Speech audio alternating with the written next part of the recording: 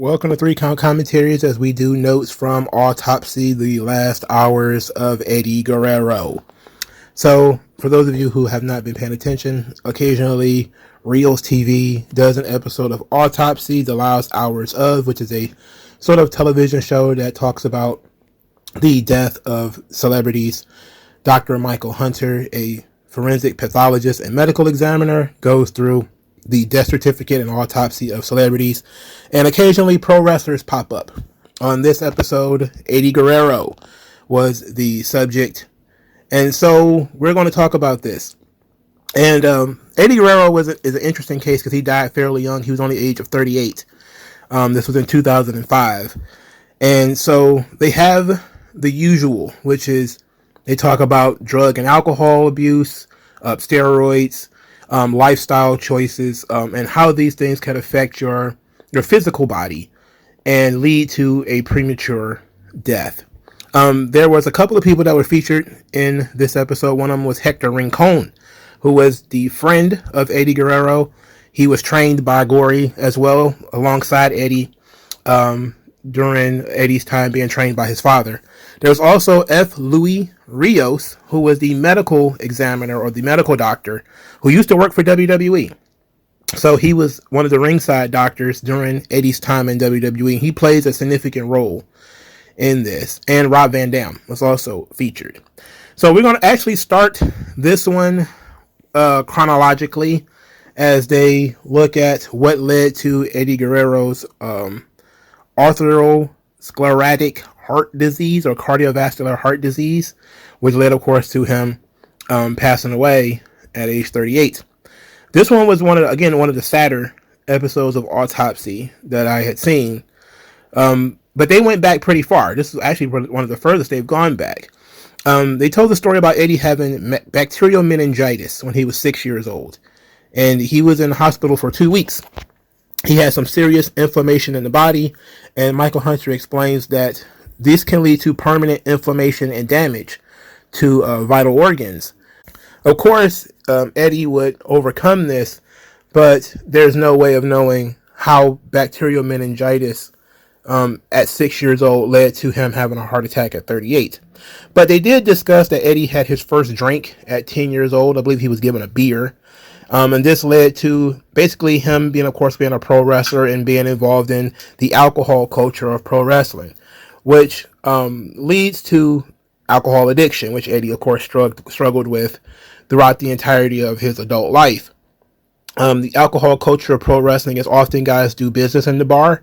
Times these guys drink to numb pain issues that they have, and pretty much everybody's drinking all the time. It's basically, especially after parties of shows and stuff like this.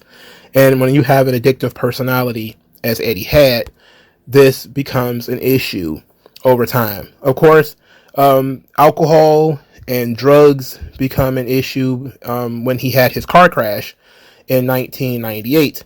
This is where he developed a painkiller addiction. He had been taking GHB. GHB, I forget what the technical term of it is. I didn't write it down. But he had been using GHB for a couple of years, believing that it aided in the recovery after workouts, and he used it as a party drug. Essentially, it was a depressive pill that he would take, and alcohol is already a depressive.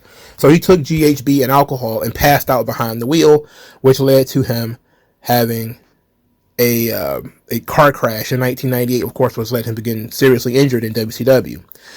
He was taking opioids quite often, and he, of course, suffered many ODs and even got, of course, a couple of DUIs, which led to him getting released from WWE. So his addiction issues become a major concern throughout the history of the story. And it's going to come up again later that Eddie never stopped taking pain meds, that he did eventually stop drinking, but he was continuously taking pain meds. We're going to pause that right there, and we're going to come back to it because I do want to talk about steroids. Hector Rincon explained that Eddie started taking steroids in high school.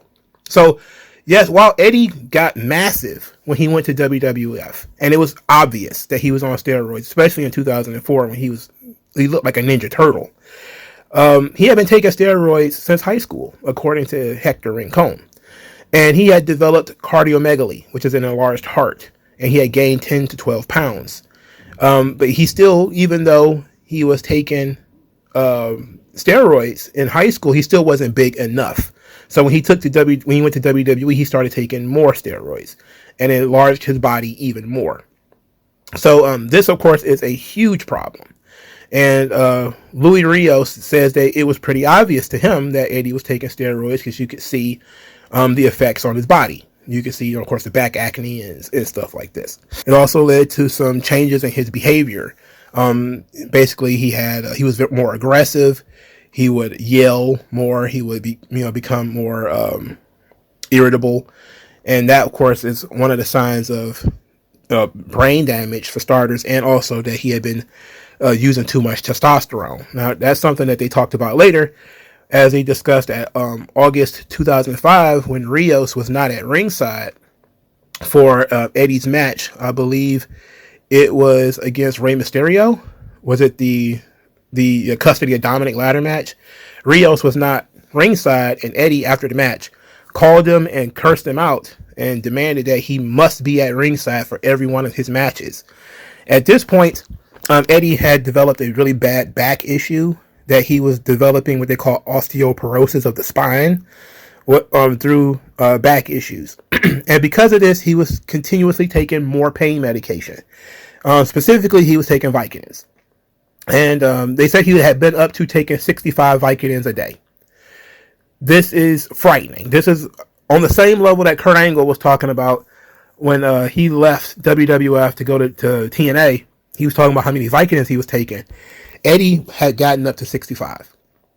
His body had built such a resistance to the pain meds, and he was in so much pain all the time, that he was taking this many pain medications. And Vicodins is an opioid, right?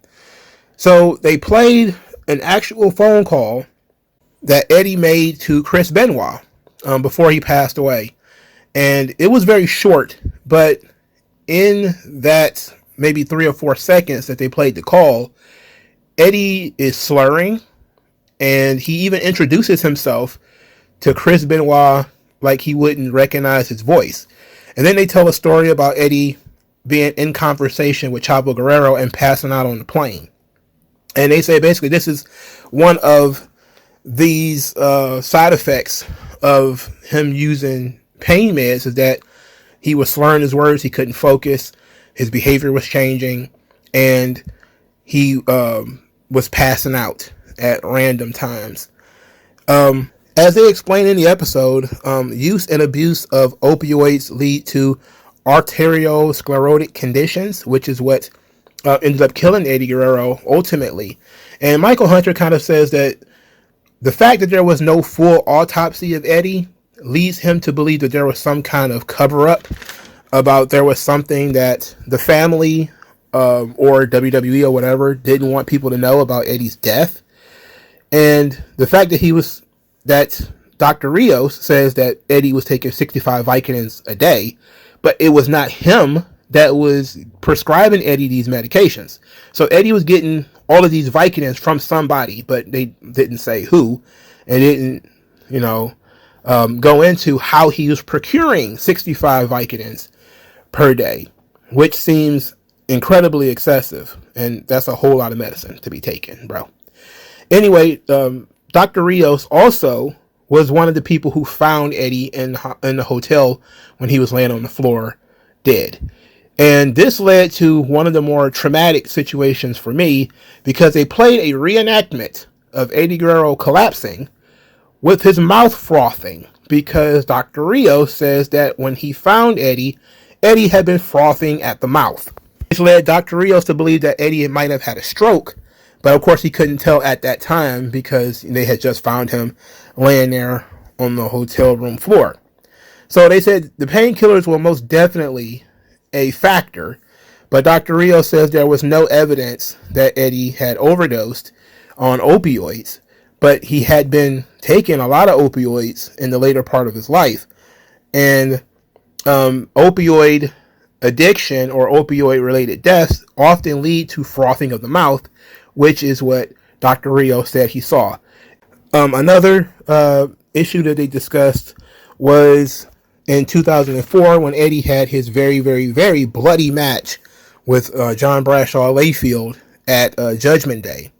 Apparently, Eddie had taken an aspirin before he bladed, and that's why he was bleeding so heavily during that match, and he nearly died. This is a story that's pretty famous in the wrestling circles, is that Dr. Rios and several other medical professionals were working on Eddie backstage after the match, and Vince demanded that they take Eddie to the hospital because he was losing so much blood and they couldn't stop him. Essentially what happened was, if you take aspirin, it's a blood thinner, and if you blade, after taking an aspirin, you bleed more. Now, this is a wrestling trick, an old wrestling trick, because Bruiser Brody had done the same thing.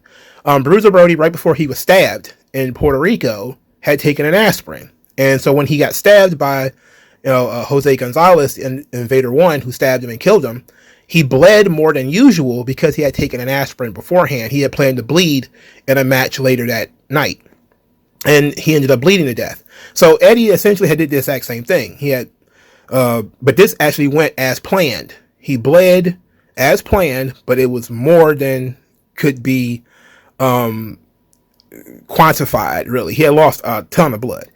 And Michael Hunter said basically he was close to going into hemorrhagic shock, which is when your blood pressure drops completely out of control. And of course, he obviously survived that, but that was mere months before he ended up passing away. They also discussed concussions, head injuries. Clearly, you're going to take painkillers for that. There's also some serious heart implications for hitting your head, and vice versa, because your head and your heart your brain and your heart are connected. And quite often, if something's going on with your heart, it will affect your mind. And if something is going on with your brain, it'll affect your heart. So having a series of concussions likely caused some heart-related issues, but they focused primarily on the fact that he was abusing pain medications. And even though, again, they had no proof that he had overdosed on any medications, there was no proof that he had died of an OD, there was significant proof that he had been taking an exorbitant amount of medication shortly before he passed away. So you're talking about an individual here who had a lifelong struggle with alcohol, who has taken opioids for most of his adult life, had a degenerative spine condition near the end of his life, was living with chronic pain, a series of concussions, even one that might have even happened recently, as recent as a week or so before he actually passed away. And, it was sad. I mean, Eddie was only 38 when he passed away. And Rob Van Dam, he tells a story in here that was incredibly sad. He says that at the funeral, Eddie Guerrero's funeral, they start to play music as Eddie's body is at the front of, I guess, the church or whatever. And that his youngest child, I think her name is Kylie, she starts dancing at the casket because she's so young. She doesn't realize that her father is dead. And Rob Van Dam actually cried, talking about that. And between that and this reenactment of Eddie laying on the hospital floor with his mouth frothing, I was quite done with this episode of Autopsy. It was very entertaining. And you learn a lot about how what you do in your younger years, how it affects you when you're older, especially if you don't slow that stuff down, and how sometimes something as simple as having a childhood illness can stiffen your arteries of your heart and cause all kinds of heart problems later on in life. But the reenactments and some of the stories are like really sad and a little too much. If you can find it, I suggest you watch it, but that's it for me. Like, share, subscribe. I'll talk to you guys later.